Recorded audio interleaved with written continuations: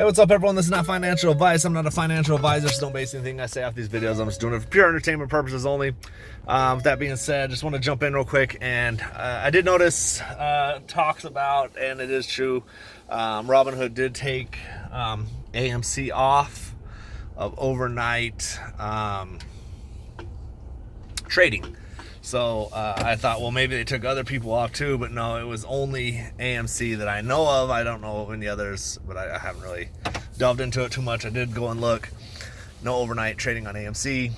I don't know what the reasoning is. Don't even really have a speculation. I don't even know what the reason for them to put it on originally was for. So it was just weird, all around weird. There is other platforms trading all night, and I do think that maybe brokers are trying to figure out how to maybe cap and compete with crypto. So maybe they're trying to do overnight trading and weekend trading, who knows. But I will say right now they're trying to keep this thing pressed down as much as they can. So there's a possibility they got to call it Robinhood and say, hey man, overnight trading, we got to cap it. We got way too much coming in still. It's gonna be hard to cover, hard to keep under wraps, maybe, I don't know what the reasoning is, but I'm just kind of guessing. But also, I think right now, this whole play... Sorry, my mirror got broken off the other day, so I got to, jerk my neck all the way around to see my lane. They're trying to cap it, man. It's been on an upswing. Obviously, it's been on a downtrend for a long, long time. So anytime we have an upswing for more than 2-3 days straight, it's like, oh, shit. You can sense the worry, the panic. I do think that there is... And I don't know if people are paid shills or what, but I think on both sides of the fence is a little bit overdone. Too much hype when it goes up, and I believe that's to build you up for when it doesn't squeeze or get those huge numbers to kind of bum you out and maybe say, damn, this play ain't for me, I'm out of here. And then you've got just the regular playing the play down like, oh, it ain't nothing, it's whack, I can't believe you guys are in this, you're so stupid, 100, why would it's never gonna reach that, or it's never gonna do this, and whatever.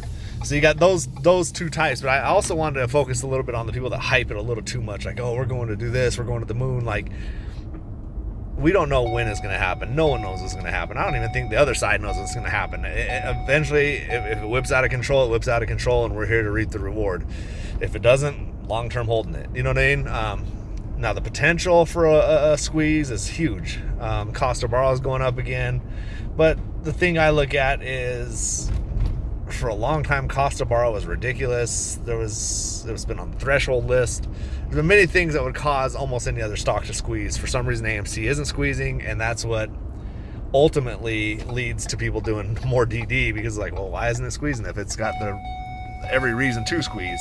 And that's what leads people to believe there's manipulation and it's oversold and there's naked shorts, and none of this is backed factually, because no one can prove it. There's no way to prove stuff like this, but you're just waiting for something to make it pop, like a black swan event or margin call or whatever the reasoning is. I don't know what it'll be, but whatever the reason, when it happens, if it happens, I'll be here to collect.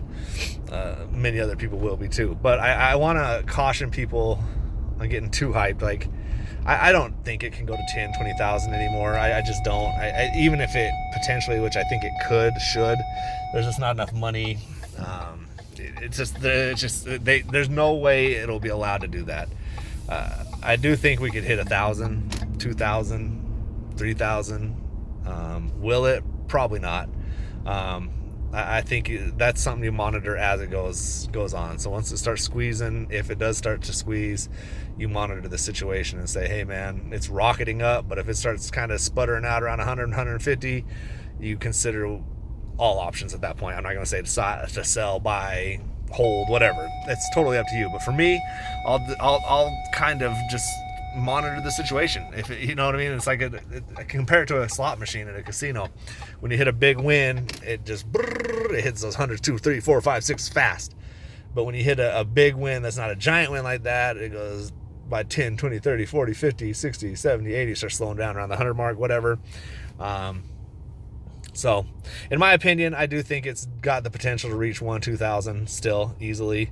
Will it? I don't know. Like I said, we just got to monitor it as it goes. But I'm just going to continue to buy and hold. There's nothing else to it. I like the company. I like the stock. Even if it doesn't squeeze, I like the company. I like the stock. I love movies. I always have. And I believe in the company. I believe in what they're doing. I believe that they're not one-dimensional. It's not just a theater. They're branching out. So when people, you're starting to notice that narrative has died down, where they would just say, "Oh, well, the movies are dead." They've pulled themselves out of just being a movie company, you know. So that narrative's kind of dying down. You don't see that as often anymore. They'll kill more and more narratives, and that's why there's so much hatred towards, I believe, the CEO of this company, because the shorts are spreading some sort of FUD, and people are biting. And you know, it's easy to if they can manipulate the stock, why can't they manipulate your feelings on the man who's running the company? I don't think he's like the greatest man on the planet that's going to come out and be like, hey, I'm saving all you guys. I think what he's doing is to benefit him and the company. But what benefits him and the company benefits the shareholders. So until, I just can't be proven otherwise. And it's just, people will say the same thing. It's the same repetitive thing. He sold it 66 cents down Terra. He did this. He did that. None of that really screams. If he didn't want this company to succeed, he wouldn't be expanding into popcorn, into credit cards, into candy, into alcohol, into the gold mine. He wouldn't be exploring ways to make money. If you want to take a company, there's many other ways to do it. And I just don't see it. So anyways, reality, we are not in a squeeze. We're just holding the stock, and just hoping for a squeeze. So, and it does have the potential. It may not, I look at it as, if it doesn't squeeze, which I really think it will squeeze, in my opinion. I'm not trying to give financial advice or anything like that. It's just my opinion. Obviously, I'm a dude that owns a store that sells sports gear. I'm not a freaking financial advisor. So, take it with a grain of salt. But from my due diligence, my research, you do your own, and you come up with your own determination. There is some people that have probably done the DD and said, no way, this is not going to happen. So, hey, that's cool. You got your own opinion. You're allowed to have that. It's cool, man. I understand. I could understand that side of it, like saying, oh, there's no way. I could get it if if I was on the other side and saying, but the problem is I've seen too much, man. Anyways, I'm rambling. Same shit, different day.